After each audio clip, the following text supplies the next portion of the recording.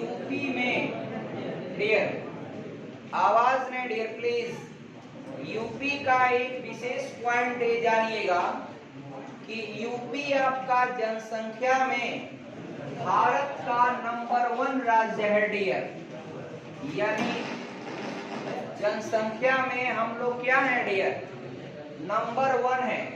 इसको यहाँ पर खोलने से क्या फायदा, इसको खोलेंगे तो कंट्रोल कर पाएगा, नहीं कर पाएगा डियर, उतना नहीं लोड लेगा का बाबू डियर। आवश्यकता उतनी गर्मी नहीं, विद्यार्थी जीवन जो है तपस्या का जीवन होता है। मैं इसीलिए डियर आपका अपने डियर आप लोगों का फैन बंद करता तो थोड़ा गलत होता, मैं अपना फैन बंद करता हूँ ताकि मैं आपका खुद उस गर्मी को अफोर्ड कर रहा हूँ। अब डियर जरा ध्यान दीजिएगा, इसमें आपका यूपी में नंबर 1 पॉइंट ये आप याद रखिएगा कि जनसंख्या में यूपी भारतीय राज्यों में सबसे आगे है, जबकि क्षेत्रफल के दृष्टिकोण से on the basis of area है बच्चा, भेज दीजिए उन लोगों को, बोल दीजिए on the basis of area, क्षेत्रफल के दृष्टि से भारतीय गणतंत्र का एक चौथा राज्य है, क्षेत्रफल के हिसाब से चौथा है on the basis of area, यानी एरिया के हिसाब से यूपी चौथा राज्य है, जबकि जनसंख्या के अनुसार ये जो है नंबर 1 स्टेट है यूपी। और ये यूपी की जो सीमाएं हैं वह सबसे अधिक जो है आपका, सबसे अधिक देखा जाए तो सबसे अधिक राज्यों से स्पर्श करती है, सबसे अधिक राज्यों से स्पर्श करती है यूपी की सीमा। यूपी की सीमा सबसे अधिक राज्यों से स्पर्श करती है। अब राज्य की गणना आप करेंगे तो जरा गिनिएगा, ये आपका उत्तराखंड 1, हिमाचल प्रदेश 2, हरियाणा 3, राजस्थान 4, मध्य प्रदेश 5, छत्तीसगढ़ 6, झारखंड 7 और बिहार आपका 8, यानी 8 भारतीय राज्यों से आपका यूपी की सीमा स्पर्श करती है। दिल्ली आपका एक यूनियन टेरिटरी यानी एक केंद्र शासित प्रदेश है, एक केंद्र शासित प्रदेश है, उसको सामान्य राज्य की गणना में उसको काउंट नहीं किया जाता है। और डियर अब तो आपको सभी भारतीय राज्यों की गणना, यानी कितने राज्य हैं 28 और कितने आपका यूटी हैं 8, अगर इनकी गणना आपको करना होगा तो बेहद आसानी से कर सकते हैं। आप जरा एक बार काउंट भी कर लें, देखिए आपका भारतीय राज्यों की गणना कर रहे हैं, ये आपका हिमाचल प्रदेश 1, पंजाब 2, हरियाणा 3, उत्तराखंड 4, यूपी 5, राजस्थान 6, एमपी 7, गुजरात 8, महाराष्ट्र 9, कर्नाटक 10, तेलंगाना 11, आंध्र प्रदेश 12, तमिलनाडु 13, केरल 14, गोवा 15, छत्तीसगढ़ 16, ओडिशा 17, झारखंड 18, बिहार 19, पश्चिम बंगाल 20, सिक्किम 21 और 7 राज्य पूर्वी हैं 28, अरुणाचल प्रदेश, असम, मेघालय, नागालैंड, मणिपुर, मिजोरम और त्रिपुरा। एक बात और आप ध्यान दीजिएगा, आइए वापस चलते हैं यूपी में। यूपी में एक स्थान आपने कल पढ़ा है सहारनपुर। सहारनपुर जो जिला है, सहारनपुर जिला डियर आप याद रखिएगा, यहाँ पर लकड़ी के अंदर नक्काशी का काम जो है बहुत निपुणता से किया जाता है। और ये सहारनपुर जो है लकड़ी के सामानों की नक्काशी के लिए पूरे भारत में प्रसिद्ध है। और सहारनपुर में आपका एक स्थान पड़ता है देवबंद। तो देवबंद मैंने आपको बताया था, वहां पर एक बहुत बड़ा मदरसा है। वहां पर मदरसे में इस्लामिक शिक्षा आपका दी जाती है और भी जो कुछ शिक्षाएं आपका वहां पर प्रदान की जाती हैं। सहारनपुर से आप जब नीचे आएंगे तो आपको एक स्थान मिलेगा आपका बागपत। बागपत जो है वह दिल्ली से बेहद करीब, दिल्ली से बेहद करीब कौन सा स्थान है? बागपत। अब बागपत के बारे में आपको क्या क्या जानकारियां हैं देखिए। बागपत इसलिए प्रसिद्ध है, चौधरी चरण सिंह का संबंध तो था ही उन एरियाओं से, लेकिन उससे भी ज्यादा जब आपका भगवान लक्ष्मण को डियर आपका जब आपका बाण लगा था श्रीलंका में और हनुमान जी गए थे संजीवनी बूटी लाने हिमालय, और हिमालय से जब वह संजीवनी बूटी लेके आ रहे थे तो एक स्थान पर वह जमीन पर उतरे थे। वह स्थान कौन सा है? बागपत है। यानी बागपत में ही हनुमान जी अपना पहाड़ लेकर के आपका उतरे थे। उसका कारण शायद आपका बताया जाता है। हाँ, वह जो भी कारण रहा हो, लेकिन एक बार वह हिमालय पर्वत को लेकर के जब जा रहे थे तो डियर सोचिए आपका कहाँ उतरे थे? बागपत में। अब बागपत के बाद आपका जब उड़े तो नॉन स्टॉप पहुंचे थे कहाँ? श्रीलंका। और उसी संजीवनी बूटी को पिला करके लक्ष्मण की जान को बचाया जा सका। तो डियर ये इतिहास बागपत का है, बागपत की धरती। और डियर जब आपका हरित क्रांति जब भारत में आई तो हरित क्रांति का जो केंद्र बिंदु बनाया गया सेंटर, वह आपका कौन सा स्थान था? यूपी का बागपत। यानी हरित क्रांति का जो केंद्र बिंदु था वह बागपत था। अब बागपत डियर याद रखिएगा, बागपत देखिए आपका हरित क्रांति के लिए केंद्र बिंदु तो बनाया गया अवश्य, लेकिन डियर आपने देखा होगा ज्यादातर हरित क्रांति का फायदा ये दो राज्यों को मिला आपका, पंजाब और हरियाणा को। क्योंकि इन राज्यों में जो किसान हैं उनके पास सुविधाएं भी अच्छी थी। और डियर हरित क्रांति में ये हुआ, हरित क्रांति के जनक भारत में MS स्वामीनाथन को कहा जाता है।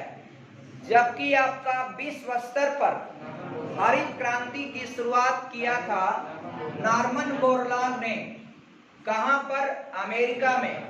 नॉर्मन बोरलॉग के बारे में आप जानते होंगे डियर। नॉर्मन बोरलॉग जो है वह मैक्सिको में पैदा हुए थे।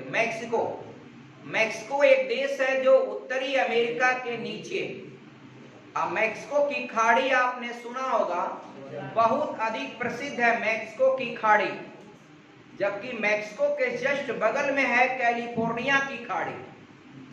मैक्सिको की खाड़ी के प्रशांत महासागर वाले हिस्से में, तट वाले हिस्से में देखेंगे तो ऊपर कौन सी खाड़ी मिलेगी? कैलिफोर्निया की खाड़ी।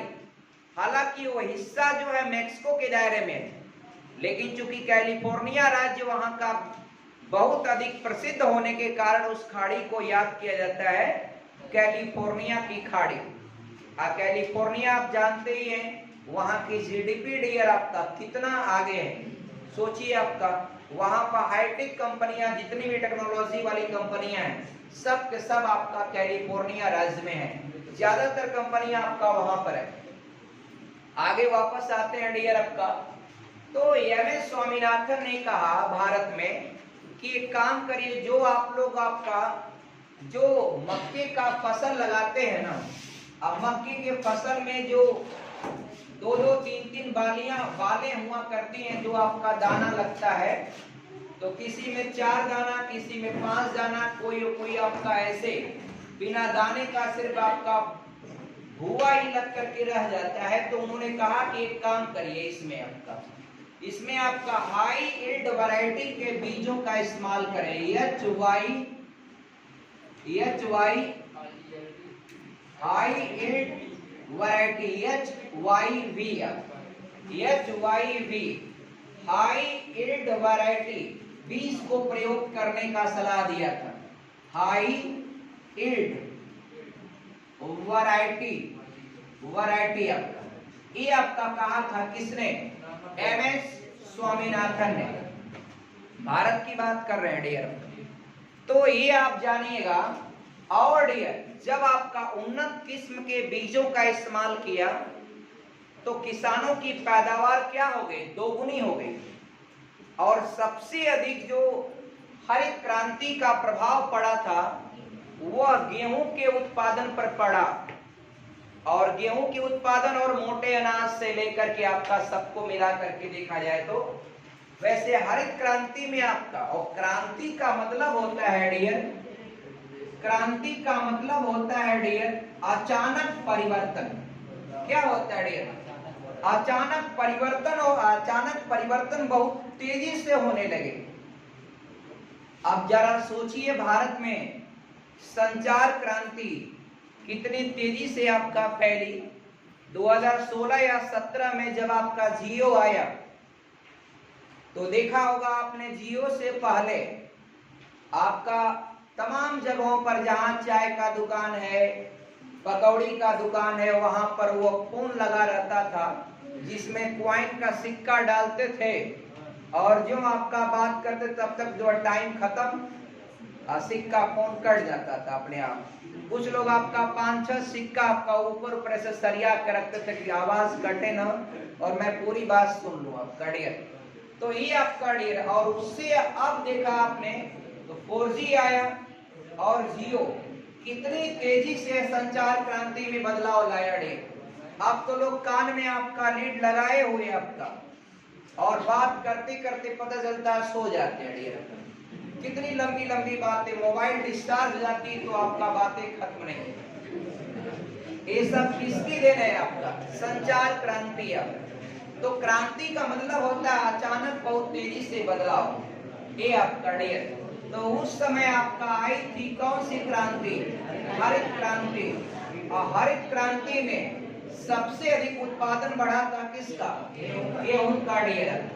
और हरित क्रांति का जो भारत में बदलाव हुआ या जो भी कुछ ऑर्गेनाइज किया गया उसका केंद्र बिंदु बनाया गया था किसको? बागपत को। और हरित क्रांति देखिए आपका, ये हरित क्रांति जो शब्द जो दिया था वो विलियम गॉर्ड ने दिया था। किसने दिया था? William Gaud. हरित क्रांति शब्द दिया था किसने? आपका विलियम गॉर्ड ने। याद रखिएगा। जबकि हरित क्रांति का विश्व स्तर पर यानी पूरे विश्व लेवल पर इसके जनक माना जाता है किसको? नॉर्मन बोरलॉग को। जबकि भारत में MS स्वामीनाथन को हरित क्रांति का जनक माना जाता है। और MS स्वामीनाथन एक कृषि वैज्ञानिक है। आगे बढ़ेंगे डियर। हरित क्रांति के संदर्भ में आपको पूरी जानकारी हुई। अब इससे आगे जब आप बढ़िएगा तो एक स्थान मैंने आपको बताया था मेरठ। अब मेरठ को हम लोग एक बार रिवाइज करते हुए चले। मेरठ जो है डियर खेल कूद के सामान को बनाने में बड़ा प्रसिद्ध है। यानी खेल कूद का सामान जो है अंतरराष्ट्रीय लेवल पर वहां से एक्सपोर्ट किया जाता है। कहां से? मेरठ से। और डियर भारत में इस समय सबसे चौड़ा एक्सप्रेसवे जो बनाया गया है वह दिल्ली टू मेरठ एक्सप्रेसवे, बहुत चौड़ा एक्सप्रेसवे बनाया गया डियर।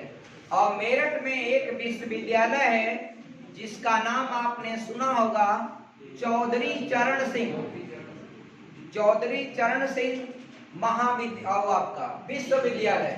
माननीय चौधरी चरण सिंह विश्वविद्यालय। ये कहाँ पर है डियर?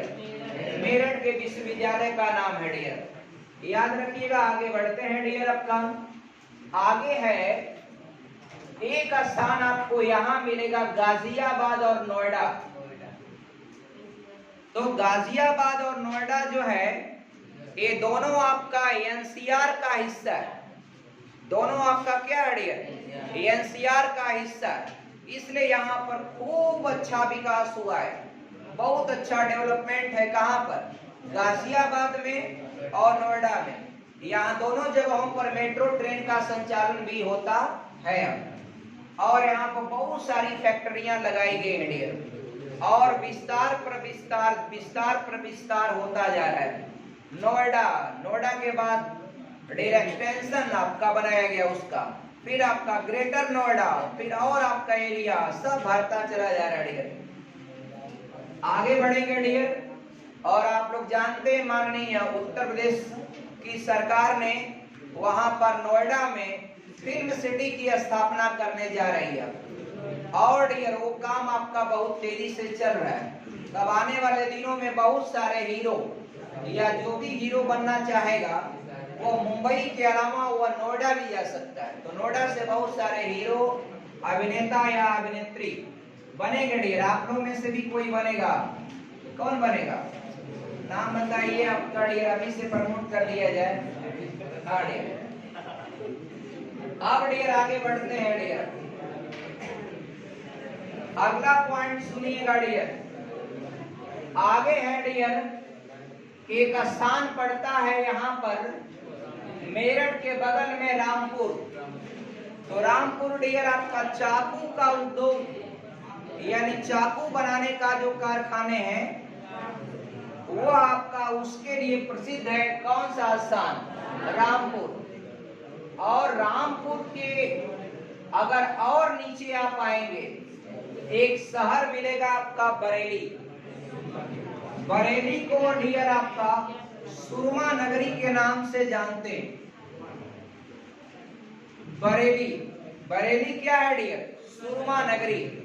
सुरमा माने होता है डियर जो आंख में काजल लगाते हैं डियर, उसके लिए आपका पुराने समय में प्रसिद्ध है। अब तो आपका बहुत सारा वहां पर टेक्नोलॉजी बढ़ रही है, वहां पर बहुत सारे डॉक्टर हैं, हॉस्पिटल हैं और ये सब अलग अलग क्षेत्रों में बहुत तेजी से विकास कर रहा है बरेली के बाद डियर आपका नीचे आप आएंगे तो आपका एक स्थान मिलेगा आपका अलीगढ़। और अलीगढ़ के बारे में आप जानते होंगे कि अलीगढ़ ताला उद्योग के लिए प्रसिद्ध है। कौन सा उद्योग? ताला उद्योग के लिए प्रसिद्ध है। और डियर अलीगढ़ में जो विश्वविद्यालय है उसका नाम है अलीगढ़ मुस्लिम यूनिवर्सिटी यानी AMU, अलीगढ़ मुस्लिम यूनिवर्सिटी। तो डियर AMU जिसकी स्थापना सर सैयद अहमद खान ने किया था, ये आपका कहां पर है डियर? अलीगढ़ में। और डियर इसके बाद आगे बढ़ेंगे तो आप नीचे आएंगे, नीचे तो राजस्थान वाले बॉर्डर के बेहद करीब आप देखेंगे तो एक स्थान मिलेगा। कौन सा? मथुरा डियर जन्मस्थली है किसकी? भगवान श्री कृष्ण की। डियर श्री कृष्ण जो है यही मथुरा में आपका इनका जन्म हुआ था और मथुरा में इन्होंने आपका बहुत सारा इनका बचपन का, बाद में जब ये आपका कुरुक्षेत्र में जब गीता का इन्होंने उपदेश दिया और द्वारका में जब गए थे और द्वारकाधीश या द्वारका नरेश के रूप में काफी प्रसिद्धि पाया उन्होंने। तो डियर जब वो आपका उनका जो महाभारत का जो गीता सार है उससे काफी प्रसिद्धि पाने के बाद उनके बचपन को भी जो है काफी सजो के सवार करके रखा गया और बचपन के बहुत सारे सीरियल प्रस्तुत किए गए। तो वह आपको देखने में मिलता होगा। तो उसमें आपका उनकी बचपन की एक्टिविटी आपका जो भी कुछ आपने देखा होगा वो सब कहाँ देखा था? मथुरा में और वृंदावन। वृंदावन डियर आपका अगर पूछे कहाँ पर है तो आप बताइएगा मथुरा में। वृंदावन आपका मथुरा में है, लेकिन जबकि अगर पूछ दिया जाए वृंदावन गार्डन कहाँ पर है तो आप बताइए डियर। देखिए, जब कभी भी आपका किसी भी चीज पर बहुत ज्यादा जोर दे के पूछा जाए तो समझ जाइए यहाँ पर कुछ न कुछ गड़बड़ है, तो बहुत संभल करके उत्तर देना चाहिए। तो इसलिए वृंदावन गार्डन अगर पूछा जाए तो कर्नाटक के मैसूर स्थान पर पड़ता है डियर, कर्नाटक के मैसूर में। जबकि सिर्फ वृंदावन पूछा जाए तो आप बताइएगा कहां पर? मथुरा में। और एक गार्डन और भी काफी फेमस है, अगर मुगल गार्डन पूछा जाए तो मुगल गार्डन जो है राष्ट्रपति भवन के पास, वह दिल्ली में स्थित है डियर आपका मुगल गार्डन, जो राष्ट्रपति का स्पेशली तौर पर जो है वहां पर राष्ट्रपति भवन के कैंपस के दायरे में ही उसको रखा जाता है। वहीं पर है आपका कौन सा? मुगल गार्डन। मुगल गार्डन भी आपका कई बार पूछा है परीक्षाओं में, जो दिल्ली में स्थित है आपका मुगल गार्डन। और डियर आगे बढ़ेंगे आप तो एक स्थान आप देखिएगा, ये आपका पीलीभीत। आप पीलीभीत और आपका लखीमपुर खीरी। तो पीलीभीत से थोड़ा सा आगे बढ़ेंगे तो एक पड़ेगा दुधवा राष्ट्रीय उद्यान। ये दुधवा राष्ट्रीय उद्यान जो है ये आपका लखीमपुर खीरी जिले में स्थित है। किस जिले में है डियर? लखीमपुर खीरी जिले में है। और लखीमपुर खीरी जिले में स्थित यह यूपी का सबसे बड़ा राष्ट्रीय उद्यान है डियर। कौन सा? Dudhwa national park. ये कहाँ है? लखीमपुर खीरी में। इसके बगल में आप बढ़ेंगे तो एक स्थान मिलेगा आपको, क्या? श्रावस्ती। उसके बगल में एक स्थान है, क्या? श्रावस्ती। श्रावस्ती क्यों प्रसिद्ध है डियर? तो श्रावस्ती में सबसे अधिक समय तक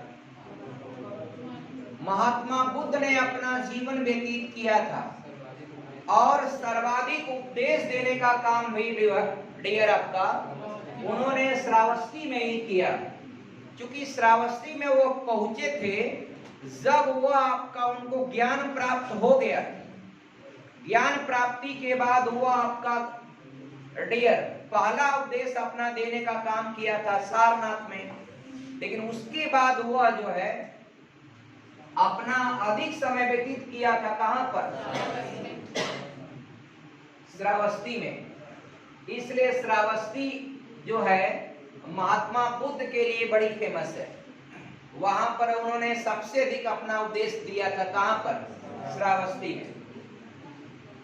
श्रावस्ती के बाद जब आगे बढ़ेंगे तो डियर आगे आप बढ़िएगा तो एक स्थान आपको यहां मिलेगा। कौन सा? अयोध्या। अयोध्या डियर इस समय आपका पहले वह फैजाबाद जनपद के अंतर्गत आता था। अब जो है उसको फैजाबाद जनपद का नाम ही बदल करके अयोध्या रख दिया गया। एक बात, भगवान रामचंद्र जी का वहां पर जन्म हुआ था। कहां पर? अयोध्या में। तो इसलिए अयोध्या को राम जन्मभूमि के नाम से पूरी दुनिया में क्या है? विख्यात है। और डियर अयोध्या के संदर्भ में और जानिएगा डियर, अयोध्या में एक आपका अंतर्राष्ट्रीय हवाई अड्डा भी बन रहा है, जो आपका इस समय बहुत तेजी से उस पर काम चल रहा है। यानी अंतर्राष्ट्रीय हवाई अड्डा, इंटरनेशनल एयरपोर्ट कहां पर है डियर? अयोध्या में अब इस समय बन रहा है। और वहां पर आपने देखा कि राम मंदिर का भी निर्माण कार्य आपका बहुत तेजी से चल रहा है। राम मंदिर का जो काम आपका जो बनाने का काम जो कंपनी कर रही है वो आपका L&T कर रही है। कौन सी कर रही है? L&T। डियर लिखिएगा उसको। यही कंपनी जो बहुत ईमानदारी से काम करती है, लॉर्स एंड टर्बो, ये कंपनी है डियर, L&T कंपनी, वही आपका राम मंदिर का निर्माण कर रही है इस समय। और डियर अयोध्या के बगल में जब लखनऊ की ओर आप बढ़ते हैं, तो लखनऊ की ओर बढ़ेंगे तो एक वो स्थान मिलेगा, कौन सा? अमेठी। अमेठी मिला, देखिए अमेठी से वर्तमान में सांसद कौन है? श्रीमती स्मृति ईरानी डियर, जो इस समय उनको मंत्रालय कौन सा दिया गया है? कपड़ा का मंत्रालय दिया गया है डियर। पिछले आपका इस सरकार में, भारतीय जनता पार्टी की सरकार में, उनको कुछ दिनों तक HRD मंत्रालय भी आपका का काम उन्होंने देखा था। तो डियर आपका वर्तमान समय में आप जानिएगा अमेठी से सांसद हैं स्मृति ईरानी। और ये आगे बढ़ते हैं, उसके बगल में एक स्थान मिलेगा आपको रायबरेली। रायबरेली जरा देखिए, रायबरेली मिला। रायबरेली आपका से श्रीमती सोनिया गांधी, जो कांग्रेस पार्टी की अध्यक्ष हैं, श्रीमती सोनिया गांधी, वो डियर वहां से सांसद हैं। आप कहां से? रायबरेली से। रायबरेली से सांसद कौन है?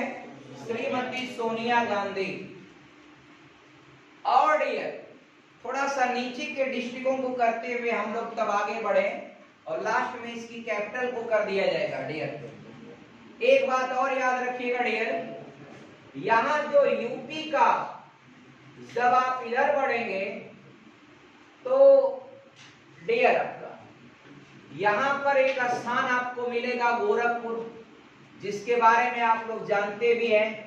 गोरखपुर आपका जिस नदी के किनारे पर है वो नदी आपका राप्ती है। और डियर राप्ती नदी किस नदी की सहायक है? तो सरयू या घाघरा की सहायक। और डियर एक बात और जानिएगा, एक विश्व का सबसे लंबा प्लेटफॉर्म वर्तमान समय में गोरखपुर का है डियर। कल हमने आपको बताया था कि वो एक लाइन में 3-3 प्लेटफॉर्म को बनाने का काम किया है इंजीनियरों ने। इंजीनियर देखिए, भारत के इंजीनियर कितना आपका टेक्नोलॉजी में आगे हैं। ये आपका कल बताया था मैंने आपका डियर। मार्कर भी काफी आपका डियर सूख गया आपका डियर ना, इसमें इनको रिफिल करना पड़ेगा डियर। कर लेते हैं डियर। रेलवे, सबसे लंबा रेलवे प्लेटफॉर्म कौन सा है विश्व का? गोरखपुर। अब डियर चाइना भी बना रहा है डियर, कोशिश कर रहा है इसके रिकॉर्ड को तोड़ने का डियर। अच्छा डियर, और डियर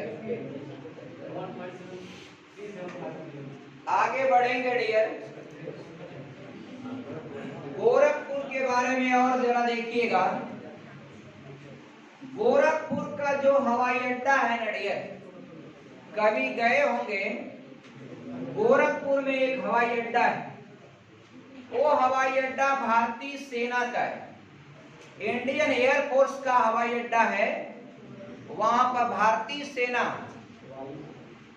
अपने लिए एक आपका स्थान बनाई और उस हवाई अड्डे का इस्तेमाल ये जो आम जन का जो फ्लाइटें होती, सिविल फ्लाइटें, उनको भी कभी कभी वहां पर उतारना होता, आना जाना होता है। तो उसी हवाई अड्डे पर ये जो सिविलियन जो विमान होते हैं वो भी सब उतरते हैं। इसीलिए आपका गोरखपुर हवाई अड्डे पर जब कभी भी जाएंगे तो वहां पर लिखा होता है यहाँ पर फोटो खींचना मना है, क्योंकि वह सेना का स्थान है। सेना की कोई भी जानकारी को हाँ डियर, वो आपका एक हमेशा गोपनीय रखा जाता है, इसलिए वहां पर प्रतिबंध होता है आपका फोटो खींचना। इसलिए डियर गोरखपुर देखा होगा, वह आप कभी भी जाएंगे तो एक जो रोड है वह गोरखपुर से जाता है कुशीनगर, तो वह बीच में एक जंगल पड़ता है, कुसमी का जंगल। कुसमी ऐसे स्थान है, वहां का जंगल है, उस जंगल से होकर के गुजरा है। कभी कभी आपका हम भी उस जंगल से आपका कम से कम 20 30 40 बार आपका उस जंगल से हम गुजरे हैं। तो डियर आपका नहीं, आपका जंगल का मतलब बीच में आपका सड़क बन चुका है, तो सड़क के माध्यम से आपका लोग आवागमन का काम करते हैं। तो डियर आपका आगे बढ़ते हैं डियर, गोरखपुर के बारे में आप और जानकारी जरा देखिएगा। एक तो ये राप्ती नदी के किनारे पर है, और इस साइड के जो बेल्ट हैं उन बेल्टों का एक प्रमुख व्यापार का केंद्र है। वहां पर गोरखपुर क्या है, प्रमुख व्यापार का केंद्र है, एक बड़ी शहर है। और आज की डेट में आप ध्यान रखिएगा, ये हिंदुस्तान का सबसे लंबा नेशनल हाईवे नंबर 27 EW 27, वो जान लीजिएगा कहां से गुजरता है, गोरखपुर से गुजरता है। गोरखपुर से निकल करके वो चला जाएगा कुशीनगर, कुशीनगर से चला जाएगा बिहार, और बिहार से होते हुए घूमते हुए आपका चला जाएगा डियर पश्चिम बंगाल होते हुए डियर आपका वो निकल जाएगा असम तक जाएगा। असम का एक स्थान पड़ता है, कौन सा, सिलचर, ये यहां तक जाता है डियर आपका। देखिए इसको, ये गोरखपुर होते हुए आपका, ये आपका गोरखपुर होते हुए ये आपका बिहार में एंट्री करता है, और बिहार में स्थान पड़ता है गोपालगंज। गोपालगंज होते हुए मोतिहारी होते हुए ये मुजफ्फरपुर एक स्थान पड़ता है बिहार में। तो मुजफ्फरपुर से आपका होते हुए ये आपका दरभंगा, फिर आपका अररिया किशनगंज होते हुए पूर्णिया पड़ता है कहां पर, बिहार में, और वहां से वो प्रवेश कर लेता है कहां पर, पश्चिम बंगाल। और चिकन नेक वाले पोर्शन से गुजरते हुए सड़क जाती है कहां पर, सिलचर, जो आपका असम में पड़ता है। डियर आप जरा देखिएगा, ये यूपी का ये नीचे जो धंसा हुआ एक स्थान है, यूपी का नीचे जो है धंसा हुआ पार्ट, आप जरा देखिएगा इसको, यूपी का ये धंसा हुआ पार्ट, ये जो एरिया है इसको जो जिला का नाम देते हैं वो आपका सोनभद्र। सोनभद्र से डियर याद रखिएगा सोना निकलता है, सोनभद्र से क्या निकलता है, सोना निकलता है। और उत्तर प्रदेश का एक ऐसा जिला है सोनभद्र जिसकी सीमाएं 4 राज्यों से स्पर्श करती है। तो अगर प्रश्न कर दे यूपी का कौन सा जिला है जिस जिले से 4 राज्यों की सीमाएं स्पर्श करती हैं, तो वह जिला बताएंगे आप सोनभद्र। सोनभद्र याद रहेगा ना डियर, सोनभद्र। अब सोनभद्र में एक और याद रखिएगा आप लोग, सोनभद्र में रेणुकूट के पास ये आपका रिहंद नदी पर बनी हुई एक परियोजना जिसका नाम है रिहंद नदी आपका परियोजना। रिहंद बांध परियोजना जो है जिस नदी पर बनाया गया है उस नदी का नाम क्या है, रिहंद परियोजना। और रिहंद परियोजना किस राज्य में है, तो आपका उत्तर प्रदेश में है। रिहंद परियोजना ये यूपी की परियोजना है, और किस जिले में है, सोनभद्र जिले में है। किस स्थान पर है, रेणुकूट में है।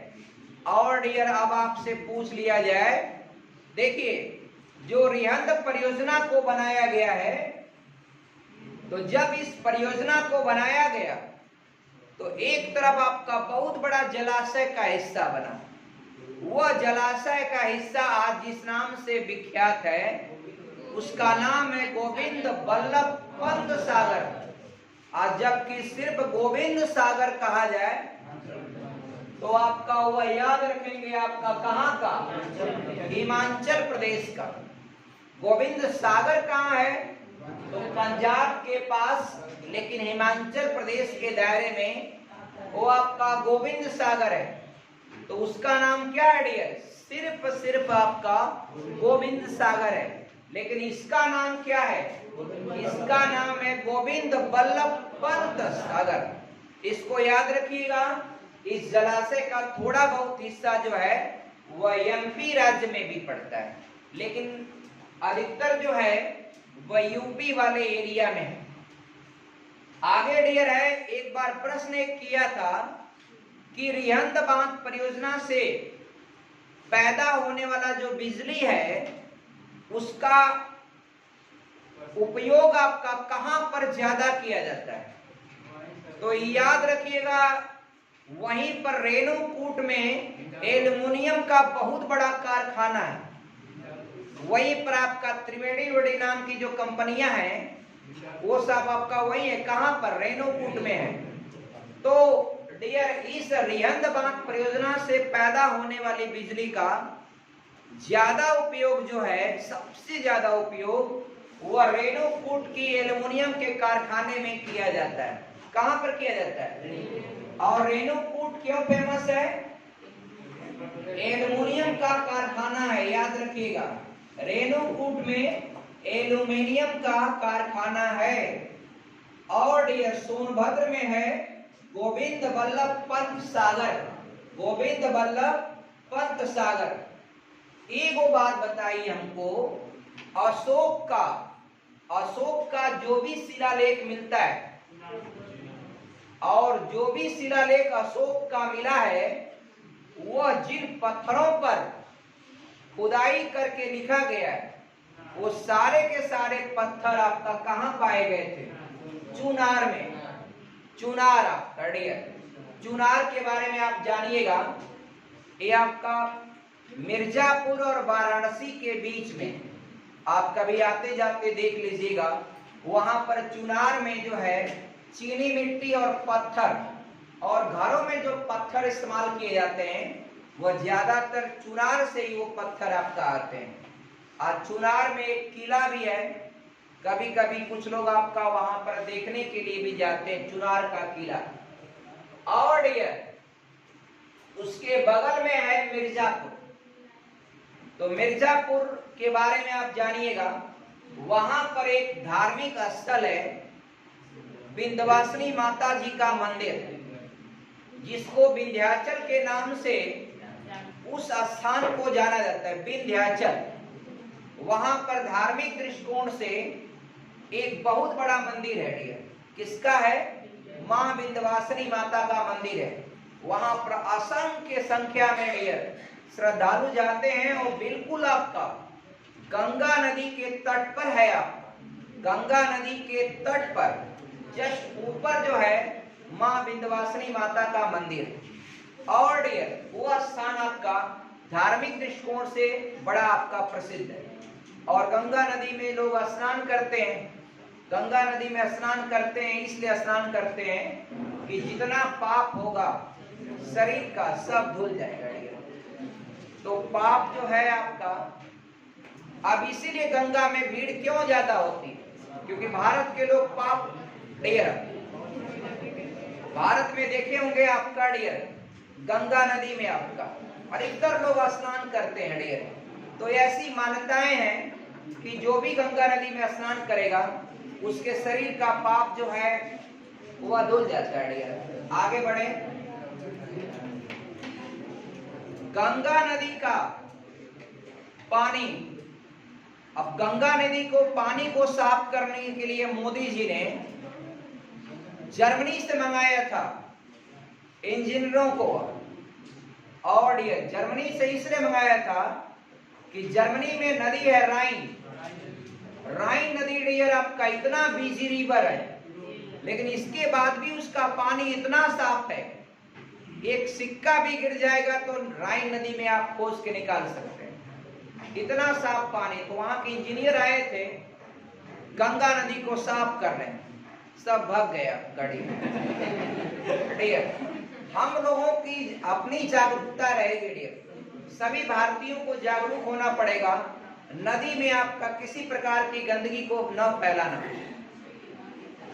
देखा होगा आपने, नदियों में जो लोग जाते हैं पूजा वूजा करने, छठ उठ के पर्व पर, जैसे माचिस है ना डियर, तो माचिस की एक तिली जलाएंगे दीपक को, तो पूरा माचिस का डब्बा वो उस नदियों में फेंक देते हैं डियर। कहते हैं इसको आपका यहाँ से बचा के लेके जाना अच्छी बात नहीं होती। अब माचिस की जो तीली है उसमें आपका लाल फास्फोरस होता है, तो वो पानी में घुल करके क्या बनाएगा, हानिकारक एक्टिविटी। कोई मछली खाएगी तो उस पर क्या पड़ेगा, विपरीत प्रभाव पड़ेगा। इसलिए डियर आपका नदियों को जो है शुद्ध रखने में हम सभी लोगों की भूमिका है।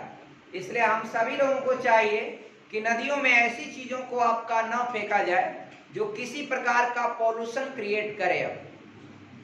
जैसे सामान्य फूल है, ये सब चीजें हैं तो वो आपका कॉमनली 1-2 दिन में डिस्ट्रॉय होकर के खत्म हो जाती, वो कोई आपका इस तरह का क्रिएशन नहीं करती। लेकिन जैसे मूर्ति में जो पेंट की हुई, केमिकल पेंट की हुई मूर्तियां होती हैं, वो सब जब जाती हैं पानी में तो केमिकल जो घुलते हैं, या कोई कपड़ा धुलने वाला काम कर दिया नदी के किनारे, तो कपड़े में क्या होता है, कॉस्टिक सोडा, तो वह क्या करता है डियर, वह उसमें विपरीत प्रभाव डालता है। पहले के लोग जो कपड़ा धुलते थे तो एक मिट्टी आती थी आपका रे के रूप में, उस मिट्टी में कपड़े को लपेटते थे, वो मिट्टी आपका धुलते थे नदी में, और मिट्टी आराम से नीचे आपका बैठ जाती थी, बह जाती थी। लेकिन जब लोग नदी में आपका अगर कपड़ा धुलने का काम कोई केमिकल सोप का इस्तेमाल करेंगे, साबुन का, डिटर्जेंट पाउडर का, तो ये सब क्या करता है, ये सब हानिकारक पदार्थ जो नदियों में घुलता है, जिससे नदियां क्या होती, पोल्यूटेड होती। तो ये सब एक्टिविटी को हम सभी भारतीयों को जागरूक होकर के डियर नदी के किनारे जब भी कहीं जाएं तो आपका कोई भी इस तरह की इम्प्योरिटीज वाली चीजें आपका उसमें न फेंकें, जिससे कि उसमें किसी तरह का पोल्यूशन पैदा हो। आगे बढ़ेंगे डियर, अगला स्थान जरा सुनिएगा, ये बीच में है आपका, एक बढ़ेंगे जरा और आगे तो आपका प्रयागराज मिलेगा। प्रयागराज, प्रयागराज को थोड़ा कर लिया जाए। प्रयागराज को आप जानिएगा डियर, प्रयागराज का पहले नाम था इलाहाबाद, और इलाहाबाद नाम को रखने का काम किसने किया, अकबर ने किया। अकबर ने को धर्म चलाया दीन इलाही धर्म, तो दीन इलाही धर्म को प्रमोट करने के लिए जो केंद्र बिंदु बनाया था वो इलाहाबाद को बनाया था, तभी से उसका नाम पड़ गया था क्या, इलाहाबाद। इलाहाबाद में डियर ना एक बहुत बड़ा विश्वविद्यालय जिसको आप जो है इलाहाबाद विश्वविद्यालय के नाम से जानते हैं। अब इलाहाबाद विश्वविद्यालय को आप डियर, और वहां पर डियर देखिए पढ़ने वाले जो लोग होते हैं ना वो कहीं भी पढ़ लेते हैं, और न पढ़ने वाले लोग जो है ना डियर कहीं भी नहीं पढ़ पाते। तो इलाहाबाद में इसका एग्जाम्पल सबसे बड़ा आपका अकबर खुद है। अकबर को आपका इतने बड़े बड़े मास्टर लगाए गए, उसके बाद भी वो आपका मूर्ख जो है वो लिखने का, अपना दस्तखत करने का ढंग नहीं सीख पाया। इतने बड़े बड़े हाईटेक टीचर लगाए थे किसको, अकबर को सिखाने के लिए, और वो आपका नाम लिखना आपका नहीं सीख पाया। तो डियर आपका ये था आपका डियर इलाहाबाद। इस समय आपका इलाहाबाद का नाम बदल करके प्रयागराज रख दिया गया, क्योंकि वहां पर डियर जो संगम है, वहां पर 3 नदियों का संगम माना जाता है डियर। 2 नदियां तो अभी दृश्य तरीके से दिखती हैं, गंगा और यमुना, लेकिन एक वो आपका नदी है जो अदृश्य है। ये माना जाता है हमारे पुराणों में, उस नदी की मुख्य धारा जमीन के नीचे नीचे अभी भी आती है। तो डियर वो नदी आपका है सरस्वती। इसलिए इलाहाबाद जो संगम है वह गंगा यमुना सरस्वती का है डियर। और इस पर एक फिल्म बनी थी गंगा यमुना सरस्वती। बहुत बढ़िया फिल्म अपने जमाने की थी, अमिताभ बच्चन की थी और डियर मिथुन चक्रवर्ती थे। बहुत बढ़िया फिल्म थी डियर, आपका उस फिल्म को देखिएगा। और डियर उसमें आपका हाँ अभिनेत्री के बारे में मैं जया प्रदा थी आपका, आई होप दैट रही होंगी डियर। मैं अभिनेत्रियों को पहचान ज्यादा नहीं पाता और डियर अभिनेताओं को तो पहचान लेता हूँ डियर। आगे बढ़ेंगे डियर। प्रयागराज को आप लोग जान लिए ना डियर आपका, अब इधर कोई स्थान नहीं छूट रहा है। अब प्रयागराज से थोड़ा वापस आते हैं तो डियर आपका इधर आप देखेंगे तो एक जनपद पड़ेगा आजमगढ़। आजमगढ़ जनपद जो है वो बड़ा प्रसिद्ध है। कैफी आजमी भी जो है यही के थे, कैफी आजमी आजमगढ़ के ही थे। और डियर उन लोगों की बात न किया जाए डियर, महान लोगों की बात किया जाए डियर। और आजमगढ़ जो है जिस नदी के किनारे पर बसा हुआ जिला है, वह जिला है, वह नदी है आपका तमसा रिवर, तमसा नदी आपका, जिसको टाउन्स भी कहते हैं। और उसके बगल में आपका एक नया जनपद बनाया गया मऊ और बलिया के बीच में, मऊ और आजमगढ़ के बीच में वो आपका नया जनपद बनाया गया जिसका नाम है मऊनाथभंजन, जो आज कितना तेजी से आपका ग्रोथ या विकास कर रहा है। यहाँ पर लड़के आपका समझिए, यहाँ के मऊ के लड़के पढ़ने में बहुत तेज होते हैं डियर। एक बार तो यूपी का सबसे टॉप रिजल्ट आपका आया था, कहाँ का? मऊ का। सबसे ज्यादा आपका लड़के जो है मऊ जिले के लड़के आपका नंबर पाए थे। यहाँ बहुत पढ़ने में लड़के तेज होते हैं डियर आपका डियर आपका। और यहाँ पर और कोई इतना आपका जी मऊ जिले में यहाँ की जो साड़ियां हैं, कपड़ा उद्योग यहाँ पर बहुत प्रमुखता से जाना जाता है और इसकी अपनी एक विशेष पहचान है। ये मऊ में डियर आपका जो साड़ियां बनती हैं, बनारसी साड़ियों का ज्यादातर कुछ हिस्सा का प्रोडक्शन आपका ये मऊ में भी होता है डियर, मुबारकपुर में भी होता है, आपका खैराबाद में भी होता है। ये सब एरिया जो है कपड़ा उद्योग में बहुत आगे है। यहाँ के कपड़ों की गुणवत्ता भी आपका, जैसे भदोही के कालीन की गुणवत्ता बड़ा आपका प्रसिद्ध होती है पूरी दुनिया में, वैसे ही मऊ जिले का जो कपड़ा उद्योग है उस कपड़े की क्वालिटी गुणवत्ता की बड़ी आपका पहचान है, अलग पहचान है डियर। आगे बढ़ते हैं डियर आपका। अब इससे आगे जब बढ़ेंगे एक स्थान प्रयागराज के बगल में मिलेगा कौशाम्बी। कौशाम्बी से मिले थे अशोक के जमाने के शिलालेख और वहां से खुदवा करके लाया गया था, कहां? इलाहाबाद। अकबर ले गया था शिलालेख। तो कौशाम्बी आपका वो प्रयागराज के कहां है डियर? बगल में है। कौन सा जिला? कौशाम्बी। और बनारस के बारे में थोड़ा बात हो जाए। बनारस डियर जिसका आज की डेट में उसका प्राचीन नाम है काशी, बाद में नाम पड़ गया बनारस, अब इस समय नाम उसका है वाराणसी। और वहां पर बनारस की जिले के अंदर एक छोटी सी नदी बहती है, वरुणा नदी है। और जबकि डियर बनारस की मुख्य नदी है आपका गंगा। तो बनारस को घाटों की नगरी कहा जाता है डियर। बनारस के घाट जो है सोचिए आपका डियर उस जमाने से प्रसिद्ध है। वो हरिश्चंद्र, राजा हरिश्चंद्र जो थे उनका भी जो घाट हुआ था वहां पर डियर, वहां घाट ही घाट डियर। बनारस को घाटों की नगरी, वहां पर नौकायन करेंगे गंगा नदी में तो आपका डियर एक तरफ से आपका कई कोसों में घाट है। और डियर वहां का सबसे प्रमुख दृश्य या नजारा वाराणसी के घाटों का है। वहां बासी घाट है, मणिकर्णिका घाट भी है, हरिश्चंद्र घाट भी है, अलग अलग बहुत सारे घाट हैं।